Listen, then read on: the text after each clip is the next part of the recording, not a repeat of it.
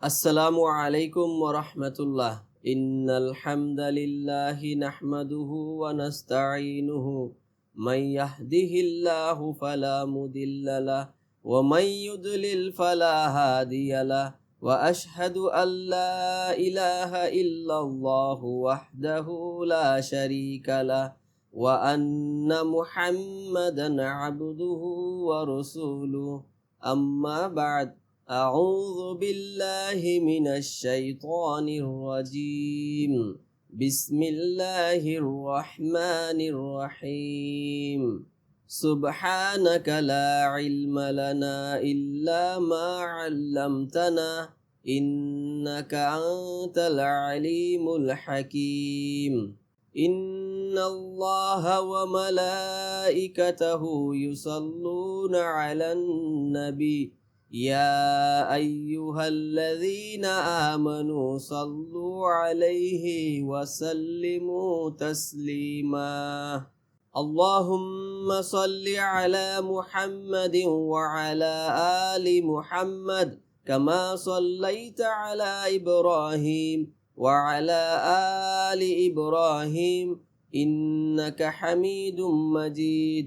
اللهم بارك على محمد وعلى آل محمد كما باركت على إبراهيم وعلى آل إبراهيم إنك حميد مجيد. আলহামদুলিল্লাহ, আশা করি আপনারা আল্লাহর অশেষ রহমত এবং মেহেরবানিতে ভালো আছেন। আমাদের এই চ্যানেলে এটা প্রথম ভিডিও। এই প্রথম ভিডিওতে আমাদের কিছু পরিচয় আপনাদের সামনে তুলে ধরবো ইনশাআল্লাহ। প্রথম হলো এই চ্যানেলটা কেন তৈরি করা হয়েছে, আমরা এই চ্যানেলে কি ধরনের ভিডিও আপলোড করব, এই চ্যানেলটা কাদের জন্য। দ্বিতীয় হলো এই চ্যানেলে ইসলামিক কন্টেন্ট আসবে, যা হতে পারে আপনারা প্রথমে বুঝে ফেলেছেন, তারপরও বলে দিলাম। আমাদের ভিডিও কন্টেন্টে মূল ফোকাস হচ্ছে ইসলামিক কিতাবসমূহের সোর্স বা রেফারেন্স নিয়ে। সেটা কি তা এক এক করে এবার বিস্তারিত বলছি। রেফারেন্স যাচাইয়ের গুরুত্ব ও বাস্তবতা। এই কথার অর্থ হচ্ছে আমাদের জীবনে এবং ইসলামিক শিক্ষায় রেফারেন্স বা সূত্র যাচাইয়ের কতটা গুরুত্বপূর্ণ। আমরা জানি ইসলামী শিক্ষায় প্রতিটি কথা, প্রতিটি বক্তব্যের পিছনে নির্ভরযোগ্য সূত্র থাকে, যে সূত্র থেকে জানা যায় এ কথা ঠিক এবং এই কথা ভুল নয়। এই সূত্রগুলো হলো কুরআন, হাদিস, তাফসির, ফিকহ ও সিরাহ এবং অন্যান্য ইসলামী গ্রন্থ। এই ছাড়া আমাদের দেখতে হবে ইজমা এবং কিয়াস। এই ইজমা এবং কিয়াস দেখলে আমরা বুঝতে পারবো যে সলফে সালেহিনরা কি করেছেন এবং কি বলেছেন। এবং আমরা এই যুগেও অনেক সময় ইজমা এবং কিয়াস হতে দেখেছি। ইজমা এবং কিয়াস মানা জরুরি। এই ইজমা এবং কিয়াসের ব্যাপারে একটা হাদিস বলছি। এই হাদিসের বর্ণনাকারী হলেন সুরাই রহমতুল্লাহ আলাই। সুরাই রহমতুল্লাহ আলাই বলেন, উমর ইবনুল খাত্তাব রাদিয়াল্লাহু তাআলা আনহু তাকে লিখেছেন, যদি তোমার কাছে কোনো বিষয় আসে যা আল্লাহর কিতাবে রয়েছে, তবে তা দ্বারা ফায়সালা করো। মানুষের কথায় তুমি যেন তা থেকে বিচক্ষণ না হও। আর যদি তোমার কাছে এমন কোনো বিষয় আসে যা আল্লাহর কিতাবে নেই, তবে রাসূল সাল্লাল্লাহু আলাইহি ওয়াসাল্লামের সুন্নতে দেখো এবং তা দ্বারা ফায়সালা করো। আর যদি এমন কিছু আসে যা আল্লাহর কিতাবে নেই, রাসূল সাল্লাল্লাহু আলাইহি ওয়াসাল্লামের সুন্নতে নেই, তবে দেখো মানুষ যে বিষয়ে অক্ষম হতে পৌঁছেছে তা গ্রহণ করো। আর যদি এমন কিছু আসে যা আল্লাহর কিতাবে নেই, সুন্নতেও নেই এবং তোমার আগে কেউ তা নিয়ে কথা বলেনি, তবে তুমি দুটি পথের যে কোনো একটি পথ বেছে নিতে পারো। যদি তুমি চাও নিজের মতামত দিয়ে ইজতিহাদ করো এবং এগিয়ে যাও, তবে তাই করো। আর যদি তুমি চাও পিছিয়ে থাকতে, তবে পিছিয়ে থাকো।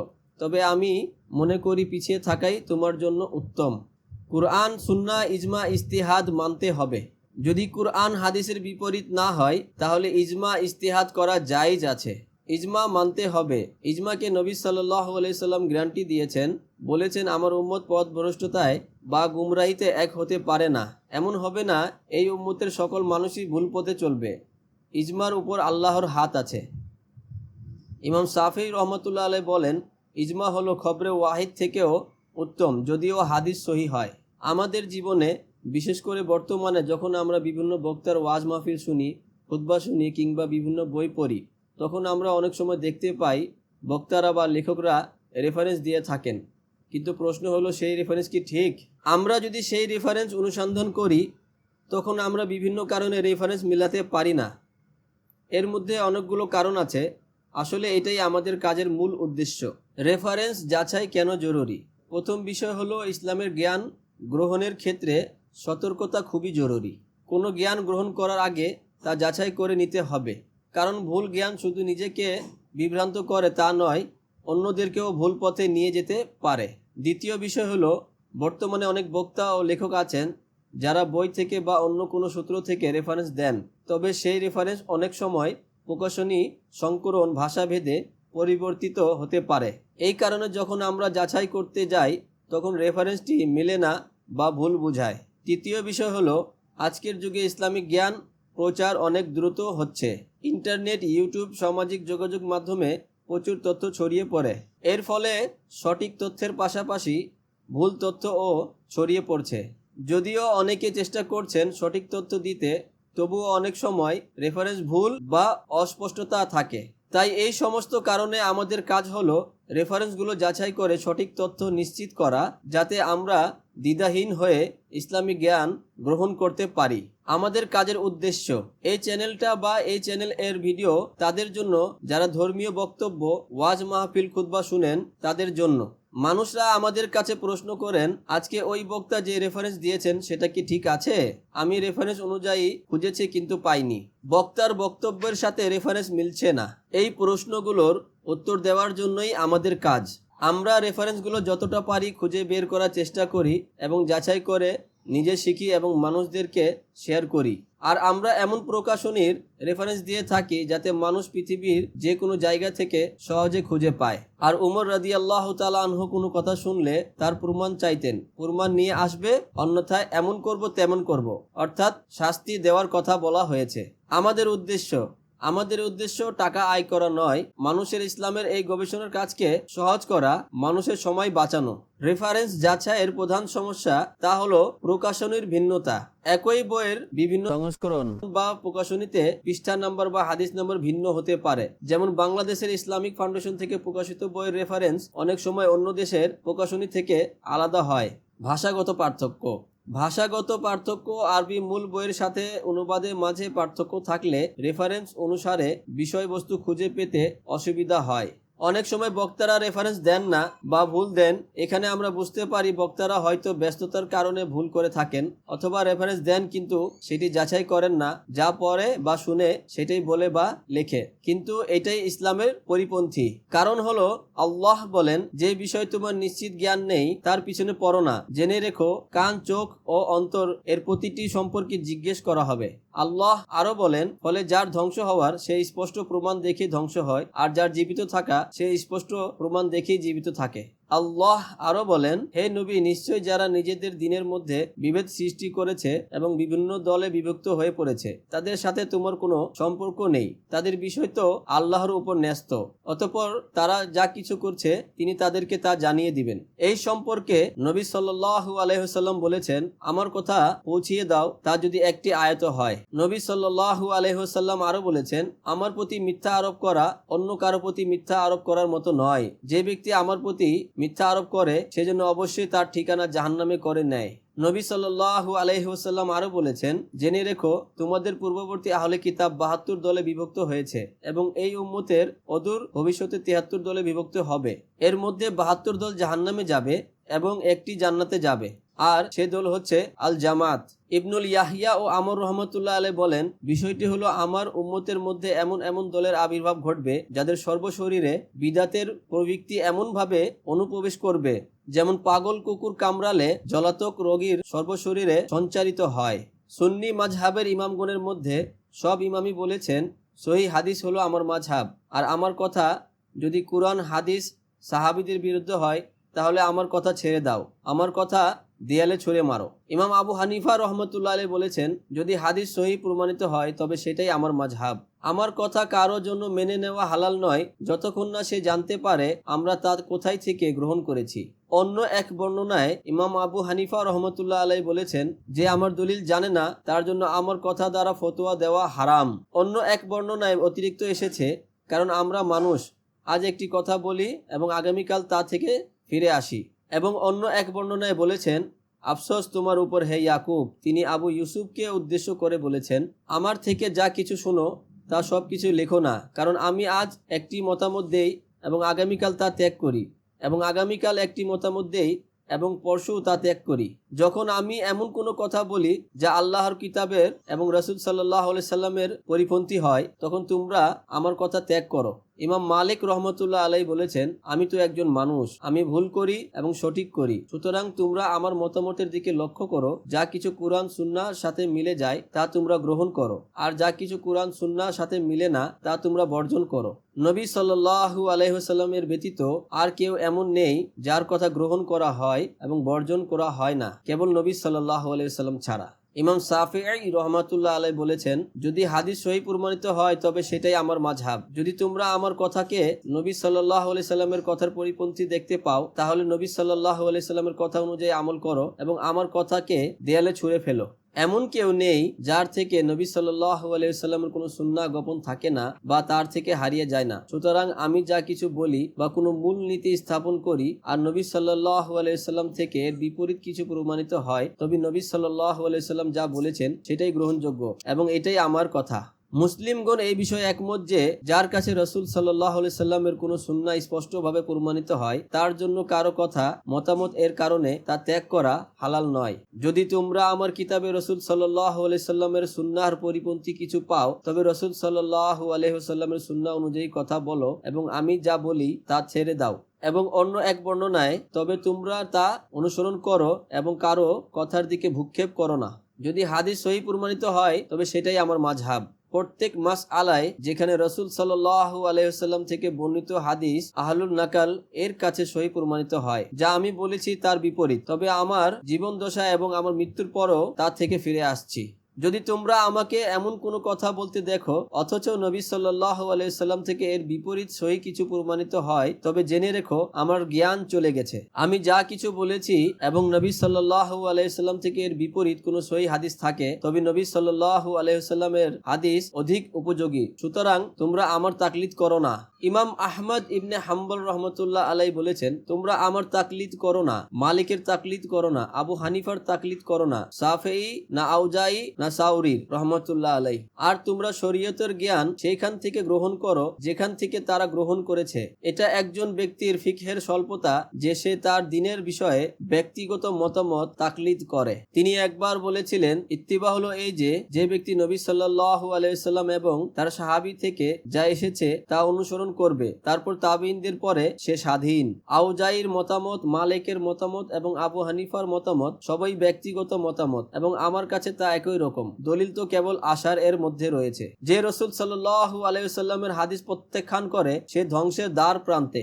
এবার বলছি রেফারেন্স দেওয়ার পদ্ধতির অভাব। কিছু লেখক বা বক্তা রেফারেন্স দেওয়ার ক্ষেত্রে যথেষ্ট মনোযোগ দেন না, যার ফলে ভুল তথ্য ছড়ায়। রেফারেন্স যাচাই আমাদের করণীয় সব সময় বিশ্বস্ত এবং পরিচিত প্রকাশনী রেফারেন্স খোঁজা। মূল আরবি টেক্সট পড়ার চেষ্টা করুন যাতে অনুবাদ ভুল বোঝার সুযোগ কমে। রেফারেন্স নাম্বার মিললেও পুরো প্রসঙ্গ খতিয়ে দেখুন। রেফারেন্স না পাওয়া গেলে আলেম বা গবেষকদের সঙ্গে যোগাযোগ করুন। রেফারেন্স যাচাই করার সময় ধৈর্যের সঙ্গে কাজ করুন। রেফারেন্স যাচাইয়ে আলেমদের করণীয় বা দায়িত্ব। আমাদের আলেম সমাজ এবং বক্তারা রেফারেন্স দেওয়ার ক্ষেত্রে বেশি সতর্ক হবেন। তারা যেন চেষ্টা করেন যেই সংকলনের বই সাধারণ মানুষের কাছে সহজলভ্য সেই সংকলনের রেফারেন্স প্রদান করতে, আর তাদের বক্তব্যে যেন নিশ্চিত সত্য থাকে, ভুল বা অবাস্তব তথ্য না থাকে। সাধারণ মানুষের করণীয়, আপনারা যারা ধর্মীয় শিক্ষা নিতে চান রেফারেন্স যাচাইয়ে উৎসাহী হন। নিজে পড়াশোনার চেষ্টা করুন, আরবি প্রাথমিক জ্ঞান অর্জনের চেষ্টা করুন। আমাদের এই ভিডিওর মাধ্যমে আমরা আশা করি সবার মাঝে রেফারেন্স যাচাইয়ের গুরুত্ব পৌঁছাবে। সঠিক তথ্য ছড়ানোর মাধ্যমে আমরা আমাদের মুসলিম সমাজকে মজবুত করতে পারবো। আল্লাহ তাআলা আমাদের সবাইকে সঠিক পথে চলার তৌফিক দান করুন। এতক্ষণ আমরা বললাম কেন রেফারেন্স যাচাই করা জরুরি এবং আমাদের উদ্দেশ্য কি। এবার দাওয়াত সম্পর্কে কিছু কথা। এইবার ইসলামিক দাওয়া বা ইসলাহ সম্পর্কে কিছু কথা বলবো ইনশাআল্লাহ। নবী সাল্লাল্লাহু আলাইহি ওয়াসাল্লামের প্রধান দাওয়াত হলো এক আল্লাহর দিকে ডাকা অর্থাৎ কালিমা এবং আল্লাহর সাথে কাউকে শরীক না করা অর্থাৎ শিরিক থেকে বেঁচে যাওয়া, আর এই কোরআনের মাধ্যমে দাওয়াত দেওয়া এবং যাদের কাছে এই কোরআন পৌঁছাবে তারাও এই কোরআন থেকে দাওয়াত দিবে এবং তাদেরকে সতর্ক করবে। আরববাসীদেরকে নবী সাল্লাল্লাহু আলাইহি ওয়াসাল্লাম বলেছিলেন, তোমরা যদি একটি কথা মেনে নেবে তাহলে আরববাসীরা তোমাদের কথা মানবে আর অন আরবরা জিজিয়া দেবে। আর সেই কথা হলো লা ইলাহা ইল্লাল্লাহ মুহাম্মাদুর রাসূলুল্লাহ সাল্লাল্লাহু আলাইহি ওয়াসাল্লাম। হে কিতাবীগণ, এসো সেই কথায় যা তোমাদের আর আমাদের মধ্যে একই। আমরা একমাত্র আল্লাহ ছাড়া কারো ইবাদত করব না আর তার সাথে কোনো কিছুকে শরীক করব না। আর তার চেয়ে উত্তম কথা কার হতে পারে যে আল্লাহর দিকে ডাকে, সৎ কর্ম করে এবং বলে আমি একজন মুসলিম। আল্লাহ যার ভালো চান তাকে দ্বীনের ইলম দান করেন। নবী সাল্লাল্লাহু আলাইহি ওয়াসাল্লাম বলেছেন, আমি তোমাদের মধ্যে দুটি জিনিস রেখে যাচ্ছি, তোমরা যদি তা ধরো কখনো পথভ্রষ্ট হবে না। তা হলো আল্লাহর কিতাব আর আমার সুন্নাহ। এই হাদিসে কিছু সমস্যা আছে, জয়ীফ বলা হয়েছে। তোমরা হলে উত্তম উম্মত, যাদেরকে মানুষের কল্যাণের জন্য বের করা হয়েছে। তোমরা ভালো কাজের আদেশ দেবে এবং মন্দ কাজ থেকে নিষেধ করবে। দাওয়াত দিতে হবে হিকমতের সাথে, আর বিতর্ক করলে উত্তম পন্থায় করতে হবে। দ্বীনের ব্যাপারে বাড়াবাড়ি করা নিষেধ। আগের উম্মত তাদের দ্বীনকে বাড়াবাড়ি করার কারণে ধ্বংস হয়েছে। এমনও নবী আছে যাদের একজনও উম্মত নাই। নবী সাল্লাল্লাহু আলাইহি ওয়াসাল্লামের এই ভয় ছিল না যে আমার উম্মত গরিব হয়ে যাবে, কিন্তু ওনার ভয় ছিল যে তাদের কাছে পৃথিবী প্রসারিত করা হবে আর তারা পৃথিবীর লোভে পড়ে ধ্বংস হয়ে যাবে। তোমরা ও ইহুদি নাসারা আগের উম্মতের অনুসরণ করবে, এমনকি তারা যদি গোসাপের গর্তে ঢুকে থাকে তবুও তোমরা তাদের অনুসরণ করবে। মানুষকে যতই সম্পদ দেওয়া হোক সে আরো চায়। মানুষের পেট ভরবে মাটি। কোনো ভার বহনকারী অন্যের বোঝা বহন করবে না, এবং যার উপর ভারী বোঝা চাপানো থাকবে সে অন্য কাউকে তা বহন করার জন্য ডাকলে তার থেকে কিছু বহন করা হবে না, যদি সে নিকট আত্মীয় হয়। হে নবী, তুমি তো কেবল তাদেরকে সতর্ক করতে পারো যারা নিজের প্রতিপালককে না দেখে ভয় করে এবং যারা নামাজ কায়েম করে। কেউ পবিত্র হলে সে তো নিজের কল্যাণের জন্য পবিত্র হয়। শেষ পর্যন্ত আল্লাহর কাছেই সকলকে যেতে হবে। আহলে বাইত সম্পর্কে কিছু কথা। নবী সাল্লাল্লাহু আলাইহি ওয়াসাল্লাম বলেছেন, আমি তোমাদের মধ্যে দুটি জিনিস রেখে যাচ্ছি, কুরআন আর আমার আহলে বাইত। আহলে বাইতের ব্যাপারে আমি তোমাদের আল্লাহর কথা মনে করিয়ে দিচ্ছি। আহলে বাইতের কথা 3 বার বলেছেন। আর এই কুরআন হলো আল্লাহর রশি, কুরআন ধরলে হেদায়েতে থাকবে। তিনি আরও বলেছেন, আমি তোমাদের মাঝে দুটি ভারী জিনিস রেখে যাচ্ছি, কুরআন আর আমার আহলে বাইত। কুরআন আর আহলে বাইত কিয়ামত পর্যন্ত একসাথে থাকবে। নবী সাল্লাল্লাহু আলাইহি ওয়াসাল্লাম আরও বলেছেন, আলীকে ভালোবাসবে মুমিনরা আর আলীর সাথে দুশমনি রাখবে মুনাফিকরা। নবী সাল্লাল্লাহু আলাইহি ওয়াসাল্লাম আরও বলেছেন, আমি যার মাওলা আলীও তার মাওলা। নবী সাল্লাল্লাহু আলাইহি ওয়াসাল্লাম আরও বলেছেন, হে আল্লাহ, আলীকে যে ভালোবাসবে আপনিও তাদেরকে ভালোবাসুন, এবং আলীর সাথে যারা শত্রুতা রাখবে আপনিও তাদের সাথে শত্রুতা রাখুন। ইমাম শাফিঈ রহমাতুল্লাহ আলাইহি বলেছেন, আহলে বাইতের ভালোবাসার নাম যদি রাফিজি হয় তবে জিন ও মানব জাতি সাক্ষী থাকুক যে আমি একজন রাফিজি। আল্লাহ কিয়ামতের দিন যাদের সাথে কথা বলবেন না, রহমতের দৃষ্টিতে তাকাবেন না, তাদেরকে ক্ষমা করবেন না। যারা আল্লাহ ও তার নবীকে কষ্ট দেয়, আল্লাহ দুনিয়া ও আখিরাতে তাদের উপর নালত করেছেন, আর তাদের জন্য রয়েছে অপমানজনক শাস্তি। অহংকারী গরিবদের দিকে আল্লাহ কিয়ামতের দিন তাকাবেন না, অর্থাৎ রহমতের দৃষ্টিতে তাকাবেন না, তাদেরকে ক্ষমা করবেন না। মিথ্যুক ইমামের দিকে আল্লাহ কিয়ামতের দিন তাকাবেন না, অর্থাৎ রহমতের দৃষ্টিতে তাকাবেন না। বুড়া বয়সে জিনা করলে আল্লাহ কিয়ামতের দিন তাদের দিকে তাকাবেন না, অর্থাৎ রহমতের দৃষ্টিতে তাকাবেন না। পুরুষের বেশধারী নারী, তাদের দিকে আল্লাহ কিয়ামতের দিন তাকাবেন না, অর্থাৎ রহমতের দৃষ্টিতে তাকাবেন না। পুরুষ ব্যক্তি অহংকার করে টাকনুর নিচে কাপড় পরলে আল্লাহ কিয়ামতের দিন তাদের দিকে তাকাবেন না, অর্থাৎ রহমতের দৃষ্টিতে তাকাবেন না। যারা জাহান্নামে যাবে তাদের সম্পর্কে কিছু কথা। নবী সাল্লাল্লাহু আলাইহি সাল্লামের অনুসরণ করলে আল্লাহকে অনুসরণ করা হয়। নবী সাল্লাল্লাহু আলাইহি সাল্লামের অনুসরণ না করলে আল্লাহর অনুসরণ করা হয় না। নবী সাল্লাল্লাহু আলাইহি সাল্লামের অনুসরণ না করলে জাহান্নামে যাবে। কাফের ব্যক্তিরা বিনা হিসাবে জাহান্নামে যাবে, কারণ হলো তাদের দৌড়ঝাঁপ ছিল শুধুমাত্র পৃথিবী, আর তারা আল্লাহর আয়াতকে অস্বীকার করেছে, রাসূলগণকে পরিহাসের বস্তু বানিয়েছে। হারাম খাওয়া শরীর জাহান্নামে যাবে। যারা পৃথিবীতে নিজের নাম কামানোর জন্য কাজ করে বা ঠাটবাট চায়, পৃথিবীতে দেওয়া হবে, আখিরাতে জাহান্নামে যাবে। যারা মানুষকে দেখানোর জন্য কাজ করে তাদের নেক আমল বরবাদ হয়ে যাবে, আখিরাতে কিছু পাবে না। যদি জ্ঞান অর্জন করে মানুষকে দেখানোর জন্য, আলিমদের সাথে গর্ব বা তর্ক করার জন্য, মূর্খদের সাথে তর্ক করার জন্য, মজলিসে নিজের নাম কামানোর জন্য বা বাহবাহ করানোর জন্য, তাহলে সে জাহান্নামে যাবে। মিথ্যা পাপের কাজ, আর পাপ মানুষকে জাহান্নামে দিকে নিয়ে যায়। কথা না শুনলে পরকালে আফসোস করবে আর জাহান্নামে যাবে। যারা মানুষের সম্পদ আত্মসাৎকারী তারা জাহান্নামে যাবে। আত্মহত্যা করলে জাহান্নামে যাবে। রিয়াকারী বা লোক দেখানো মানুষ জাহান্নামে যাবে। জাহান্নামের প্রথম আগুন জ্বালানো হবে আলিম, শহীদ আর দানকারীদের থেকে। সর্বপ্রথম জাহান্নামে যাবে মানুষ দেখানো আলিম বা লোক দেখানো আলিম, দ্বিতীয় জাহান্নামে যাবে মানুষ দেখানো শহীদ বা লোক দেখানো শহীদ, তৃতীয় জাহান্নামে যাবে মানুষ দেখানো দানকারী বা লোক দেখানো দানকারী। আর এই হাদিস বলতে গিয়ে আবু হুরায়রা রাদিয়াল্লাহু তাআলা আনহু 4 বার অজ্ঞান হয়ে যান। এই উম্মতের ইজমা না মানলে জাহান্নামে যেতে হবে। জান্নাতি আর জাহান্নামীদের চিহ্ন: জান্নাতে তারা যাবে যারা দুর্বল, অসহায়, যেসব ব্যক্তিকে দুর্বল মনে করা হয়। আর জাহান্নামে তারা যাবে যারা অবাধ্য, আহমক, অহংকারী। প্রতি 1999 জন জাহান্নামে যাবে। সব সময় মদ খায় তাদের জন্য আল্লাহ জান্নাত হারাম করে দিয়েছেন, অর্থাৎ জাহান্নামে যাবে।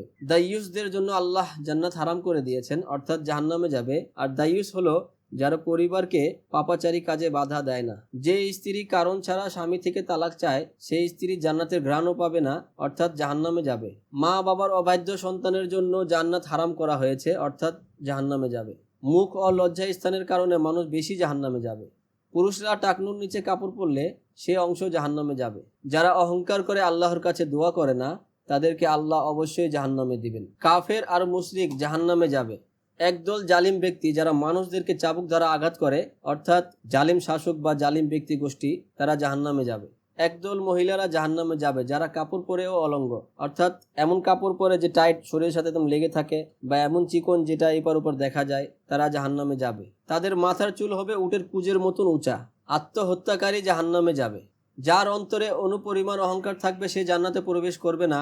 এক ব্যক্তি নবী সাল্লাল্লাহু আলাইহি সাল্লামকে জিজ্ঞেস করলেন, ইয়া রাসূলুল্লাহ, মানুষ তো চায় তার পোশাকগুলো সুন্দর হোক, তার জুতাগুলো সুন্দর হোক, এও কি অহংকারে পড়ে? নবী সাল্লাল্লাহু আলাইহি সাল্লাম বললেন, আল্লাহ সুন্দর এবং তিনি সৌন্দর্যকে পছন্দ করেন। প্রকৃতপক্ষে অহংকার হচ্ছে দম্ভ ভরে সত্য ও ন্যায়কে অস্বীকার করা এবং মানুষকে ঘৃণা করা।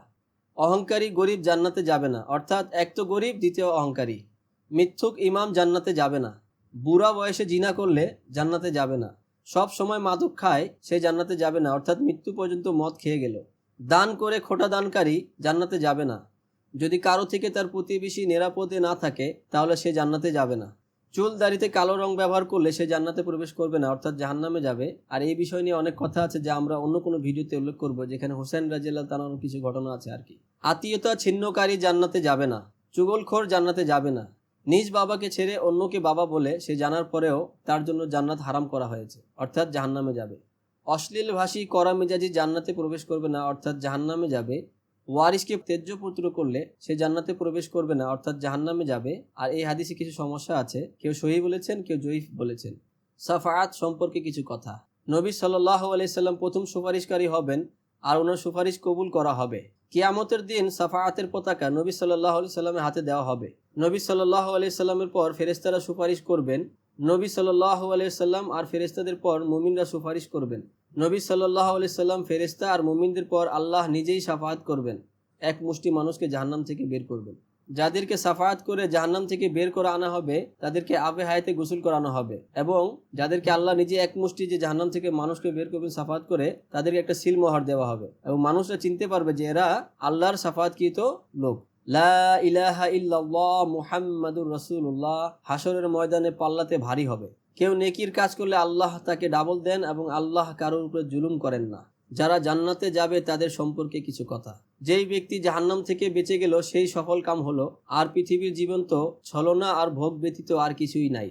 জান্নাতে নদী বহিবে এবং যা চাহিবে তাই পাবে।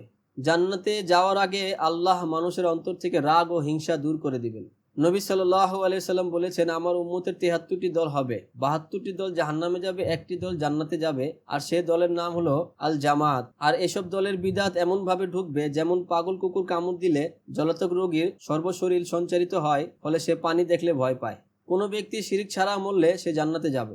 দুটি জিনিসের গ্যারান্টি দিলে নবী সাল্লাল্লাহু আলাইহি সাল্লাম তার জামিন হবেন, আর সেই দুটি জিনিস হলো মুখ আর লজ্জা স্থান। 70,000 মানুষ বিনা হিসাবে জান্নাতে যাবে। মহিলারা 4টি কাজ করলে জান্নাতে যাবে, আর সে কাজ হলো 5 ওয়াক্ত নামাজ আদায় করবে, রমজান মাসে রোজা রাখবে, লজ্জা স্থানের হেফাজত করবে, স্বামীর কথা মেনে চলবে।